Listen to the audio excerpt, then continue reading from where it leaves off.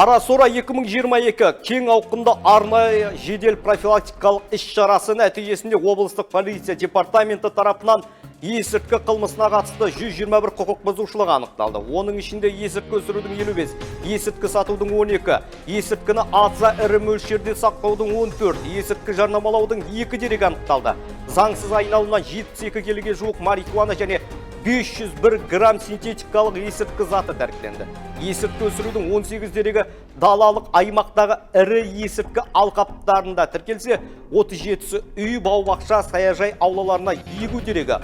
Оқиға орындарында 21910 түп сора өсімдігі жойылды. Жалпы 10 тоннаға дейін марихуана шикі өнімінің заңсыз айналымға түсу жолы кесілді. Есірткі өсірумен айналысқан 54 адам қолға түсті. Қарасора 2023 жедел профилактикалық іс-шарасы 1 маусым және 31 қазан аралығында өткізілді. Бұл кең ауқымды операция жыл сайын маусым мен қазан аралығында Қарасора өсетін кезде өткізіліп тұрады. Аталған жұмыс барысында облыста есірткі өсірумен айналысқан 23 адам құрықталып, оның 6-ы қамаққа алынды. Аталған жұмыстар барысында облыс көлемінде барлығы 39 есірткі құқық бұзушылығы анықталды. Оның ішінде 20-сы есірткі өсіру, 2-і есірткі өткізу, 3-і аса ірі мөлшерде сақтау және 14-і есірткіге байланысты қылмыстық теріс қылықтар саналады. Заңсыз айналымнан 1,6 тонна есірткі заты алынды.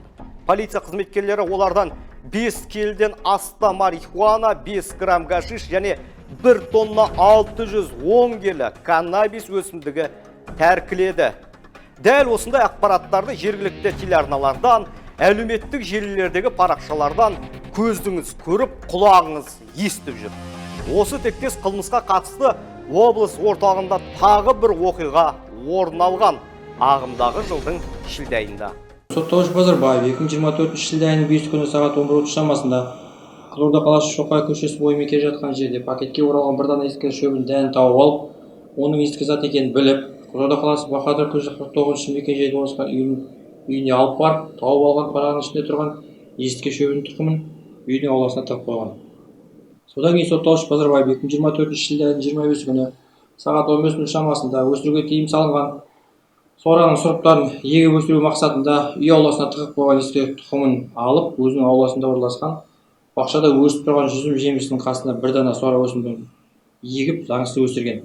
Содан кейін полиция қызметкерлері Қызылорда қаласы Бахадыр көшесі 49 мекен-жайға үйдің ауласын тінту тергеу әрекетін жүргізу барысында егіп өсіруге тыйым салынған сораның бір түбін үй ауласында орналасқан бақшада өсіп тұрған жүзім жемісінің жанынан алған. Сотталушы Базарбаев Асыл Темирович өсіруге тыйым салынған құрамында есірткі заттары бар сора өсімдігін егіп өсіріп, қылмыстық құқық бұзушылық жасаған. Уәждеу бөлігі. Сотта сотталушы Базарбаев кінәсін толық мойындап, 2024 жылы шілде айының 5 күні сағат 11:00 шамасында Қызылорда қаласы Мұстафа Шоқай көшесі бойында жолдың жиегінде оратылған парақ жатқан көріп, ішін ашып қарағанда ішінде есірткі шөбінің дәндері бар екенін көріп, қалтасына салып алған.